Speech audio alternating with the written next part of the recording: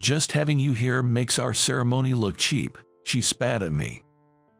There I was, a high school dropout, invited to the wedding of a friend who had made it big. It was my first time at such a fancy, formal event, and I was a bit nervous. And there was my friend's bride, hurling insults at me. Could you, the uneducated trash, cut ties with my husband? Huh, is that okay? You're the one who said we should cut ties. I'm washing my hands of whatever happens from here on out. She, who could only judge people by their education or job titles at face value, probably had no idea who a guy like me, a middle school dropout, really was. I'm Rick. Just a humble pianist, nothing much to write home about. I love interacting with all sorts of people and zip around the world. Along the way, I play my heart out on the piano, dropping by jazz bars and restaurants.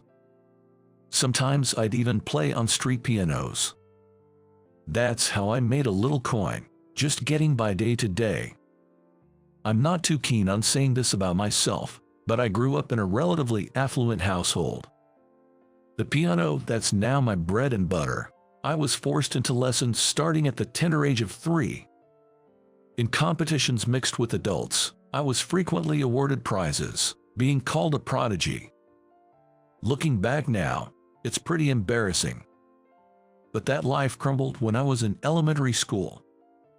Dad's business tanked, and we had to move to a tiny apartment out in the sticks. Because it was a communal housing situation, playing the piano at home was out of the question, both in terms of the noise and the rules. However, I just couldn't give it up, so I'd hit the school's music room every day after class to practice. One day, as I finished a piece, I unexpectedly heard applause. Looking towards the sound, there was a boy standing there. Moved, it seemed, almost to tears. Wow, that was the Minute Waltz by Chopin, right?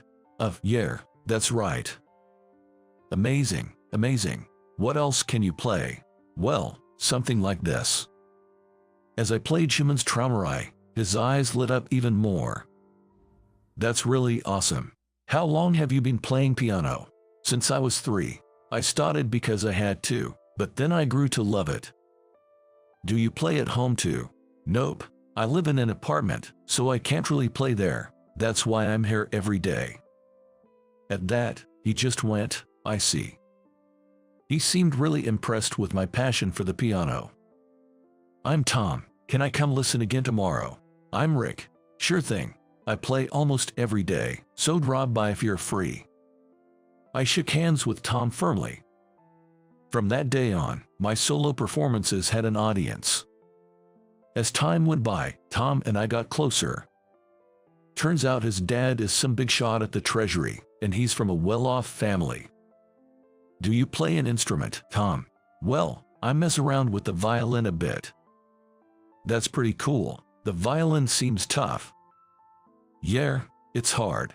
That's why I'm not really good at it. My mom keeps scolding me, asking why I can't play it. Tom looked down sadly. But his expression changed instantly, brightening up dramatically. His face became so bright that it was hard to believe it was the same person. I was really moved by your piano playing, Rick. He leaned in close to me suddenly, being intense as he spoke. I'm really touched that my piano moved him, but I never expected this much. Hey, Tom. Yeah. How about next time we play together? My piano and your violin. When I asked for a session, his face fell a bit. Not until my violin is good enough for your piano. Okay. All right then. Let's practice together for the next 3 years in middle school. Okay. Tom seemed to hesitate with his words. At that time, I didn't think much of it, but just a few days later, I learned what he meant directly from him. What? You're taking exams for a school far away? Yeah, so it looks like we won't be able to practice together. Sorry. That's okay. I mean, you've got dreams too, right? Dreams. Actually, my dream just recently. Never mind. Tom started to say something but then stopped himself. Respecting his feelings, I didn't ask any further. Instead, I extended my pinky finger. "Pinky, swear. No matter how late it is, we've got to play together." "You bet." Tom extended his pinky too. We linked them, sealing our promise for a future session. "I'll send you letters, Tom." I didn't know about Tom, but as for me, I didn't have a cell phone and couldn't afford to waste money on home phone calls. So, I decided to send letters, a relatively cheap way to keep in touch. "Yeah, I'll be waiting." Our paths diverged, and I ended up going to the local public middle school in my hometown. I didn't join any clubs. Instead, I spent all my after-school hours playing the piano in the music room. I was determined not to fall behind Tom, who I was sure would level up in his absence. My passion for improving my performance was burning strong, but that was inside. In contrast to my inner fire and the hot summer temperatures of our 8th grade year, an incident that happened was chilling. "Dad." My mom and I watched as my father received an examination in the hospital bed. He had collapsed at work, and after getting the call, I left school early to rush over. He barely responded to our calls, extremely weak. It was hard to tell if he had any strength left. "He'll need to stay in the hospital for a while to be observed." That's what the doctor said, and our anxiety only grew. To distract myself from the worry, I threw myself even more into piano. Desperately, I kept hammering away at the keys, mastering Mussorgsky's Night on Bald Mountain, which I'd been practicing. The unsettling feel of the music matched the unease in my heart, and I was oddly drawn to it. I was particularly engrossed that day, completely forgetting that I was in the school's music room. I didn't even realize that a few classmates had come in and were listening to my solo performance. "Wow, you're really good at the piano, Tom." The girls from my class were there, clapping their hands, the sound filling the music room. The sound of clapping hands echoed through the music room. I had intended to be alone, so I had exaggeratedly moved to the rhythm and made odd movements. Feeling embarrassed about it, I ended up giving a curt thank you in response. To me, it seemed like I was just trying to act cool, and my shame only grew. I worried if it showed on my face. "Do you always play here?" "Yeah, almost every day." I'm the quiet type, not really fitting in with the class crowd. These moments of playing after school were the only times I felt some relief. "Well, that's awesome. Can I come listen again tomorrow?" Hearing those words, I was reminded of the first time I met Tom. I realized our meeting had also been because of the piano. The black and white keys had brought someone like me into someone else's orbit. "Of course, you can." I was so happy, I almost cried as I replied. But then, what's this? The poor kid's getting carried away. My archenemy had appeared. Amelia from my class, along with her 3 lackeys, taunted me daily for being poor. Every day, those 3 hangers-on would join in and create a ruckus, squawking and screaming like it was their job. "Why on earth is someone like you at this school? Having a has-been poor person around just brings down the whole vibe." Amelia jeered with a barbaric laugh. The girls who used to enjoy my piano playing had become completely subdued. I wondered who was really bringing down the mood. I fought this, but unfortunately, I didn't have the guts to say it out loud. "Sorry," was all I could muster. The unrelenting ridicule was too much, and I left the music room. Wiping tears with the sleeve of my uniform, I ran all the way home to escape. Despite everything, I continued to play the piano every day. Amelia and her friends would always throw cold water on my efforts, but I couldn't give up the piano. With single-minded determination, no matter how much they interfered or what insults they hurled, I kept on hammering at the keys. Yet, my piano playing had changed more than I was aware. I was out of breath from playing so intensely. Sweat was beginning to seep all over my body. That was awesome today. Thanks. I couldn't take their words at face value. At some point, my reason for playing the piano shifted from love to a way to release the pressure of a cornered heart. It was a means of releasing the distortions of a mind compressed by a terrifying presence. In essence, it had become a form of escapism. I knew this wasn't good, but I didn't know any other way to clear the horrible feeling inside me. Here he goes again. Can't you read the room? Amelia's taunts grew worse as my mood fell. Day after day, and eventually, I stopped going to school. I wanted to play the piano. The only place to play was at school. But going there meant facing a barrage of insults. Caught in this nightmarish triangle, I was hit by an even greater despair. Honey, my father had become cold, covered with a cloth. My mother was clinging to his right arm, crying. Dad. Strangely, I didn't shed any tears. Instead, I felt an intense regret. The last time my dad had heard me play was when I was very young. I had never had the chance to show him how much better I'd gotten because I never participated in competitions. I just kept playing at school. I've improved a lot. I'm on a whole different level now. Despite all these thoughts, I never had the chance to show him. And that was incredibly frustrating. After my dad passed away, my mother and I moved in with her parents. Right after graduating from middle school, we headed to Germany. My grandfather, my mother's father, was half German and lived over there. My mother, a quarter German, was named Ellie. Hey there, welcome back, Rick.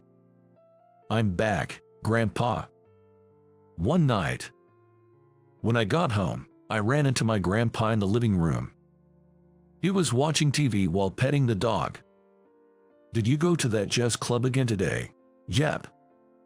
Since coming here, I never enrolled in any educational institution. I just went from bar to bar around the neighborhood, showcasing my piano skills. I used the tips I got right there and somehow managed not to rely on my grandparents. Time flew by, and self-proclaimed pianist Rick became a 30-something. Now I'm back from Germany, settled down in the US. I kind of miss my hometown, so I rented a room in the same apartment I used to live in and started living alone. Even though I say I've settled, I jet set around the world whenever I have a spare moment. I meet all sorts of people, share perspectives, and get updated. With every encounter, I feel like I'm evolving, which is incredibly fascinating. Even with my performances, which I'm pretty confident about, traveling the world makes me realize I still have a long way to go. When I played on a street piano in Italy, a lanky old man showed up out of nowhere and casually began to play Schubert's Rollkönig, and my jaw just dropped.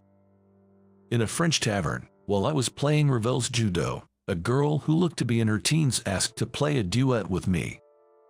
It would be a good experience for someone like me who had always played solo. I readily agreed, but man, that girl was amazing. Instead of just following along, she actually led the way. Our first duet was a terrifyingly huge success, and the crowd went wild. That's how I continued to be tempered by the world, leveling up as a pianist. There have been plenty of challenges, but I really liked the free life that could elevate me. This time I went to Austria. After my trip, I returned to the country and somehow managed to get back to my apartment from the airport with my heavy luggage. Wow, there's a pileup here. Looking at the mailbox, there was a massive amount of mail stuffed inside, including letters and whatnot. Since I had told the landlord I was going on an international trip, I figured there wouldn't be any need for extra worry. There was a time I forgot to inform him before heading abroad. The mail had piled up so much that the neighbors thought something might have happened and reported it to the police. When I got back, I got a talking to from the landlord, safe and sound. Well then, what kind of news do we have here? After carrying the luggage to my room, I went through the mail. Most of it was utility bills or flyers from the local supermarket. Huh, what's this? There was one envelope that was particularly lavish and flashy. Wedding invitation. Someone's getting hitched. I looked at the back of the envelope for the sender's name.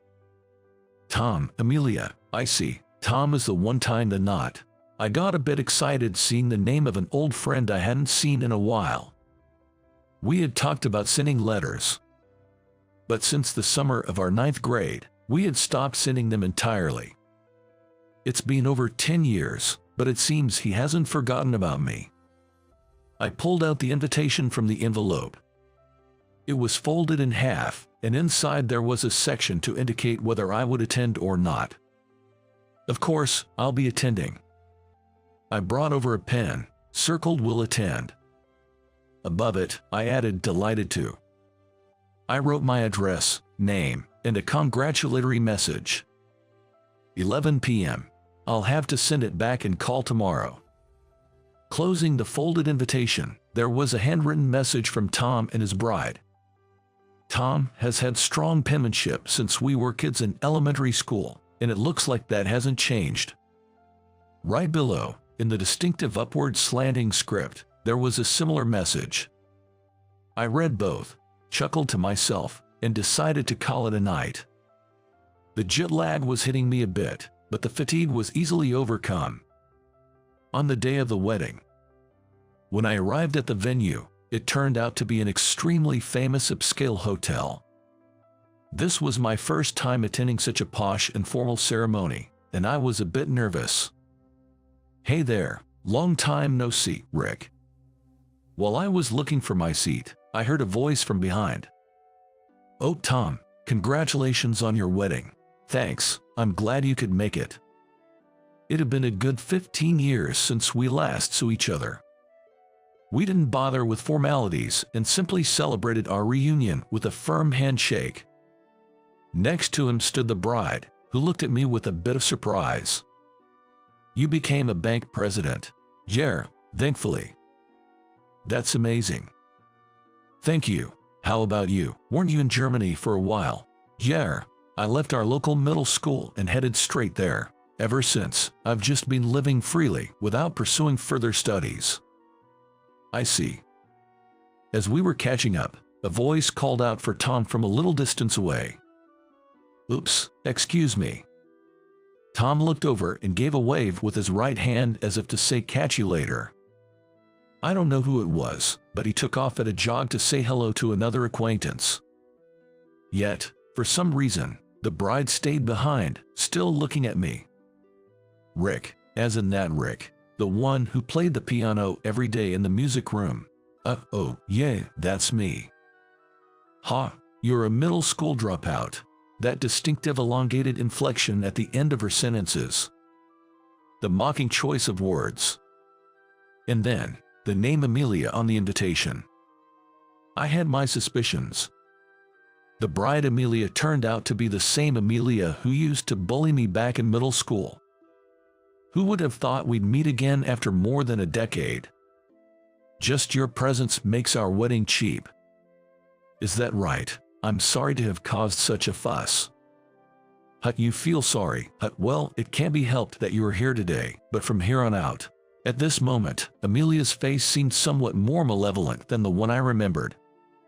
You low-educated trash should cut ties with my husband. Got it.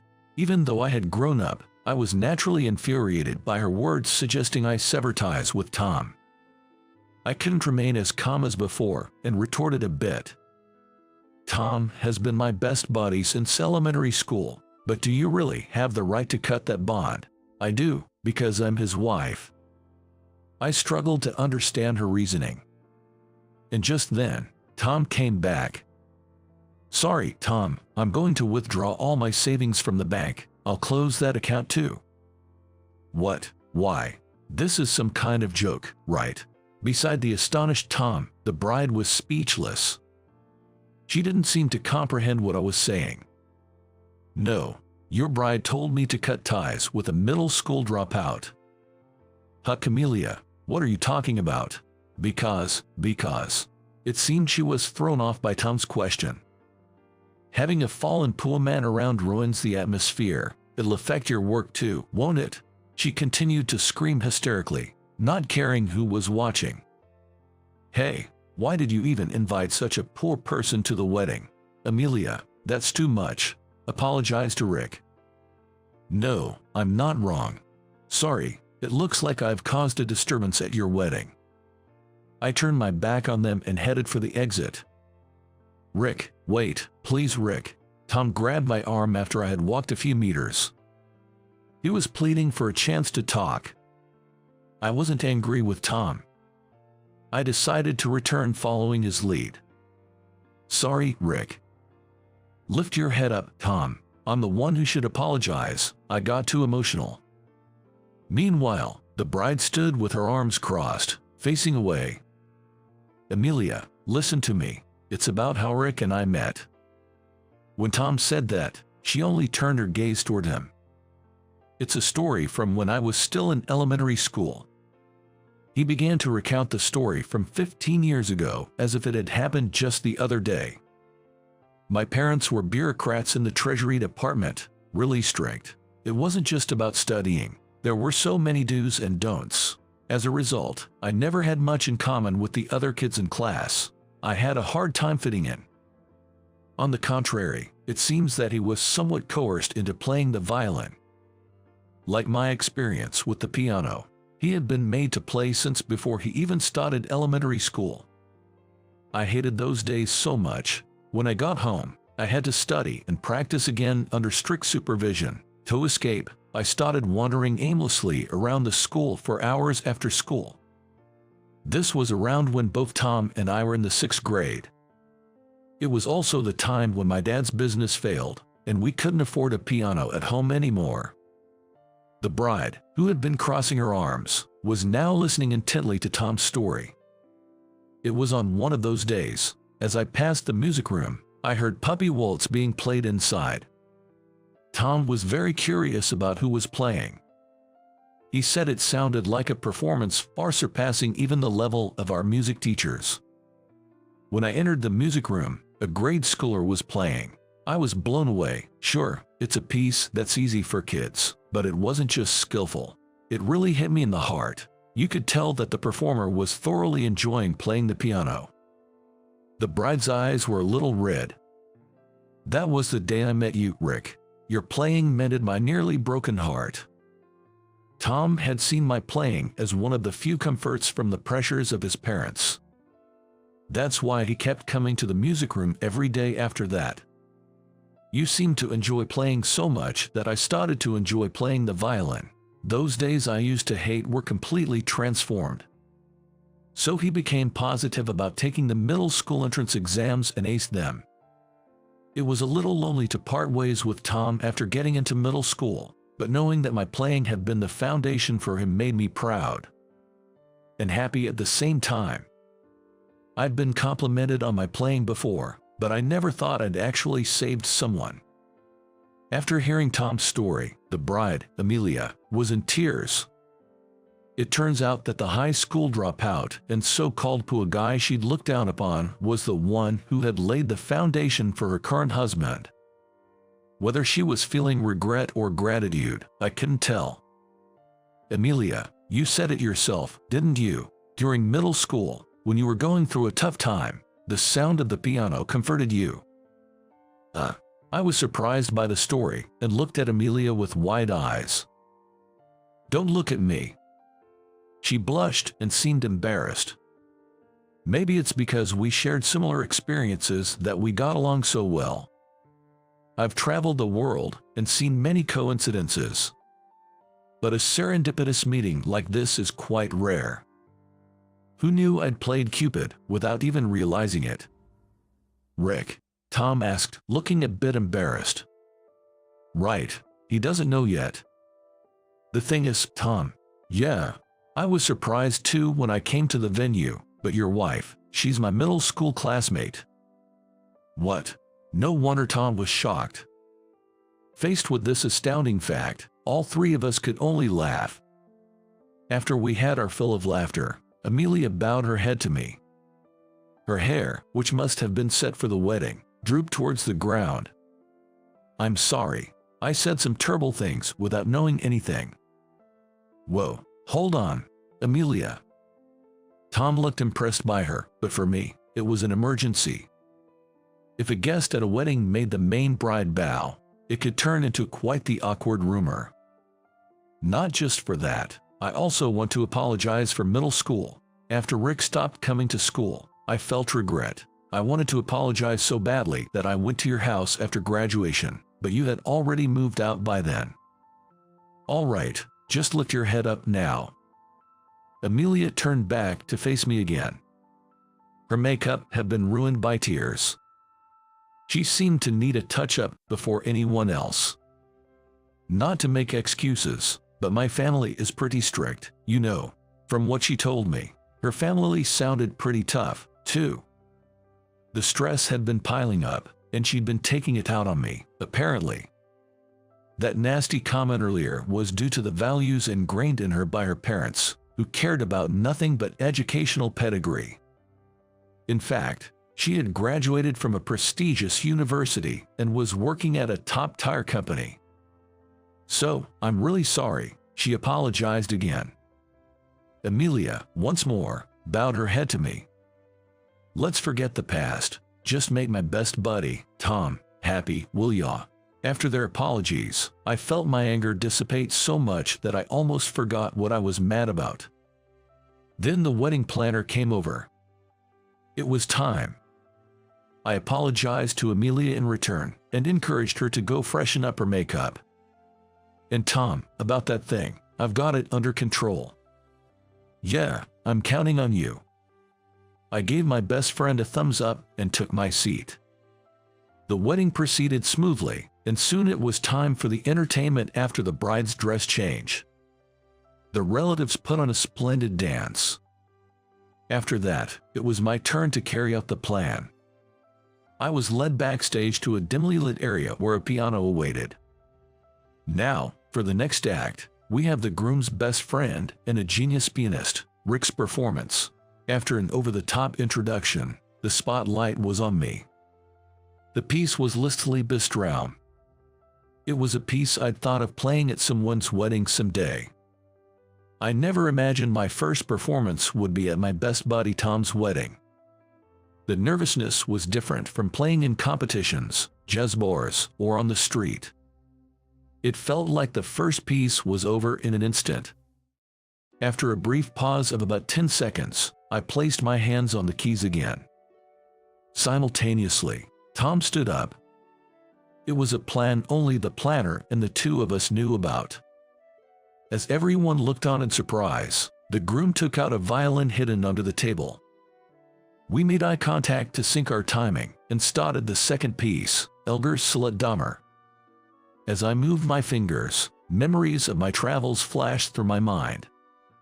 Germany, England, Italy, France, Spain, Austria. The memories were too many to count.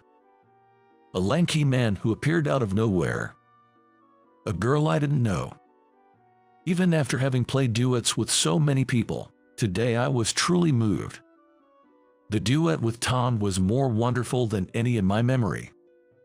The sound was perfectly in sync, playing off each other's nuances. The joy in the violin's melody was palpable. I felt a warmth in my eyes as I played. The audience, including the bride, were all in tears. Oh, what a perfect performance. A promise of 15 years. The duet between pianist Rick and violinist Tom, now a reality. As the last note and its resonance faded, applause filled the room. Once it died down, Tom took the mic. Rick and I had been best friends since elementary school. We both played instruments even back then, but I wasn't a match for the genius pianist Rick. I was asked to do a duet, but I thought I didn't measure up and put it off until now. Back then, Tom wasn't enjoying the violin at all. On the other hand, I've always loved and played the piano. Perhaps he felt a gap there. I'm so glad that we could achieve that duet here today, he said. The venue was enveloped in applause once again. The talk was supposed to end here, but let me introduce him, Rick. He continued, embarking on an unplanned tale. He's Rick, My best bud. As I mentioned earlier, this guy's a piano prodigy. He's got a YouTube channel where he posts his performances, and he's quite the big shot, with over 1 million subscribers. Everyone, do yourselves a favor and check out his YouTube. As Tom explained, my YouTube channel, thankfully, has been viewed by many. I post one-off performances and clips of my international concerts. To add more, lately I've been dabbling in composing, with numerous commissions coming my way. Some of my works have even become worldwide hits. It's a bit crass to talk money, but there's about $700 million in the bank account at Tom's bank. Not that I live a life of luxury, I live quite comfortably. I plan to keep jet-setting around the world. Let's give him a big round of applause, Tom prompted, turning all the applause and eyes in the hall towards me. Without getting overly excited, I just gracefully bowed, as a pianist would. Since around the summer before my junior year of high school, anonymous letters began to appear in my desk and locker. They were simple: watch out, the tough guys are targeting you. Be on your guard against shakedowns or worse. These were tip-offs, written in distinctive rising handwriting. It was around that time that Amelia started showing up in the music room. There was something I always found odd. Although she bullied me daily, she never once interrupted my playing. She'd always wait until I'd finished a piece, shared the afterglow with the audience, and then she'd appear. It seemed like after enjoying the performance, she was quick to send me on my way home. If that's the case, then she could very well be the one behind the letters. Thinking back, the handwriting was identical to that on the wedding invitations. I tried contacting Amelia a few times to confirm, but she persistently played dumb. I figured it wasn't good to pry too much, so I kept it to myself and silently appreciated it. The wedding ended and people started leaving. While the parents were exchanging goodbyes, I was approached by a bunch of bored kids. "That piano was awesome. Hey, thanks. Played that song." Upon further inquiry, that one turned out to be the theme song of a certain demon-slaying movie. I played just the chorus, and they were thrilled. That kicked off a flurry of requests.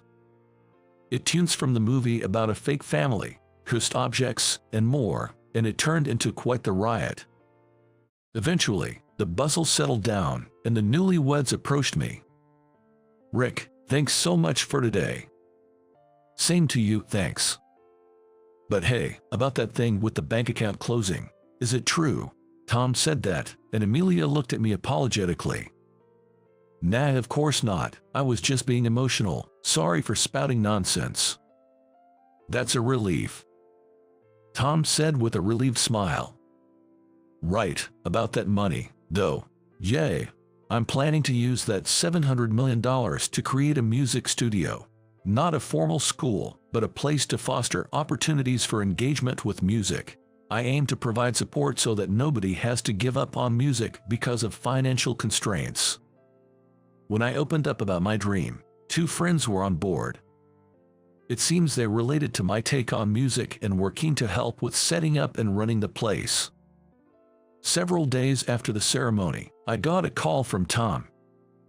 "Appreciate what you did the other day. Found out today that Amelia's expecting. That might have been why she was so off-kilter then. Hope you can cut her some slack." As I was prepping for my next journey, I shot back a message.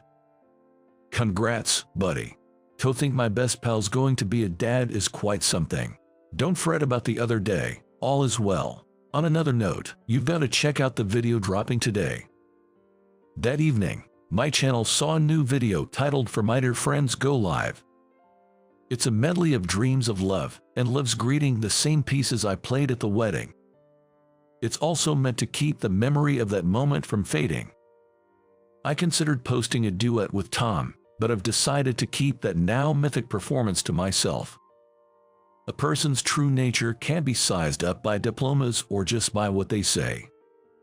I might have just a middle school education, but I see myself as someone who's made it in their own right.